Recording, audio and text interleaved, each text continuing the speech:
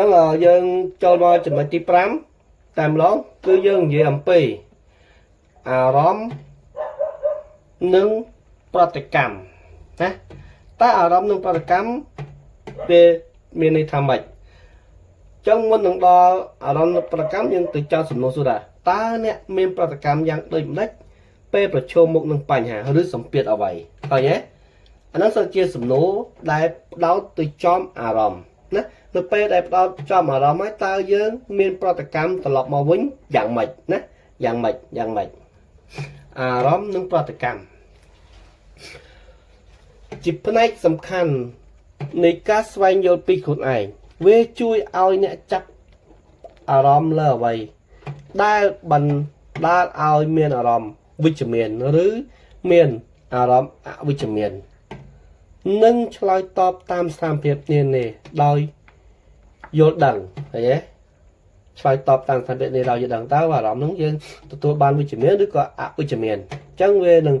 អារម្មណ៍យើងហើយវានឹងរុញច្រានទៅចូលអារម្មណ៍ហើយយើងនឹងប្រតិកម្មមកខ្លួនយើងវិញតើការប្រតិកម្មរបស់យើងនឹងគឺយើងមានទឹកមុខយ៉ាងម៉េចតើស្រស់ស្រាយឬក៏សប៉ោនអញ្ចឹងប្រភេទ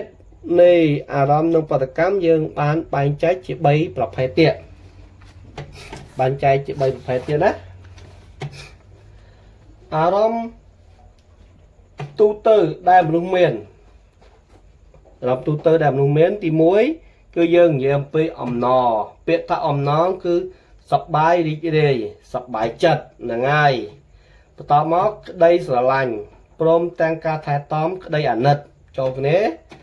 កំហឹងគឺខឹងក្រោធហឹង្សាភាពភ្ញាក់ផ្អើលអានឹងក៏ជាអារម្មណ៍ដែរភ័យខ្លាច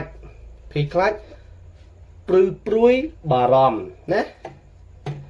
ក្តីសោកសៅហ្នឹងគឺមានខកចិត្តគួរឲ្យសោកស្ដាយ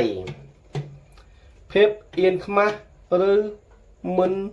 ទំនួលខុសត្រូវអាហ្នឹងក៏ជាអារម្មណ៍និងប្រតិកម្មដែរជាអារម្មណ៍ទូទៅណាជាអារម្មណ៍ទូទៅរបស់មនុស្សអញ្ចឹងចំណុចបន្ទាប់គឺយើងនិយាយអំពីប្រតិកម្មតាមស្ថានភាពការប្រតិកម្មចំពោះអារម្មណ៍អាចខុសគ្នារវាងមនុស្សម្នាក់ណាដូចជាណាខុសគ្នារវាងម្នាក់ដូចជាម៉េចនៅពេលត្រូវគេស្ដីបន្ទោសអ្នកខ្លះប្រតិកម្មដោយស្ងៀមស្ងាត់ខណៈដែលអ្នកខ្លះចាប់ផ្ដើមដោះស្រាយឬធ្វើការពន្យល់ឃើញទេនៅពេលសប្បាយចិត្តអានោះយើងនិយាយទៅពេលសប្បាយចិត្តម្ដងនៅពេលសប្បាយចិត្តអ្នកខ្លះចង់ចែករំលែកជាមួយមិត្តភ័ក្តិខ្លះខណៈដែលអ្នកខ្លះស្ងៀមប៉ុន្តែមានអារម្មណ៍ល្អក្នុងចិត្តឃើញទេអាហ្នឹងអារម្មណ៍ប្រតិកម្មដូចគ្នាណាយើងត្រូវដឹងទាំងអស់គ្នាណាដល់មកនៅពេលសោកសៅអ្នកខ្លះត្រូវការនៅជាមួយគេប៉ុន្តែអ្នកខ្លះចង់នៅដោយឡែកណាអញ្ចឹងចំណុចបន្ទាប់គឺអារម្មណ៍និងប្រតិកម្មយើងនិយាយពីចំណុចទី3ប្រភេទទី3បន្ទាប់គឺវិធីស្វែងយល់អំពីអារម្មណ៍និងប្រតិកម្មរបស់ខ្លួនអញ្ចឹងដើម្បីយើងដឹងពីវិធីស្វែងយល់អំពីអារម្មណ៍និងប្រតិកម្មរបស់ខ្លួនយើងត្រូវមានសំណួរសួរថាតើអារម្មណ៍ណាធ្វើឲ្យខ្ញុំតែងតែបាត់បង់ការគ្រប់គ្រងខ្លួនឯងណាមួយតើខ្ញុំធ្លាប់ប្រើអារម្មណ៍ដើម្បីជំរុញសេចក្តីសម្រេចចិត្តរបស់ខ្លួនទេតើខ្ញុំគ្រប់គ្រងអារម្មណ៍ខុសពេលប៉ះពាល់គ្នាជាមួយអ្នកដទៃហ្នឹងហើយវាជាអារម្មណ៍ណាអញ្ចឹងដើម្បី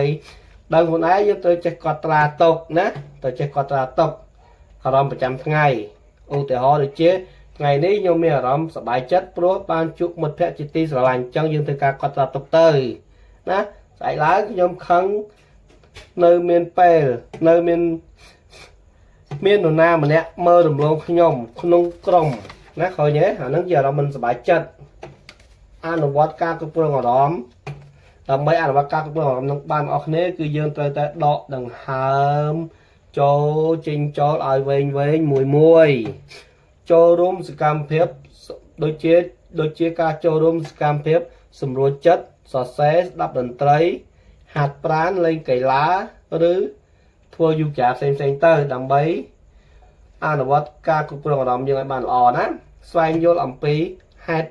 ផលក្រោយអារម្មណ៍យើងកាត់ឡើង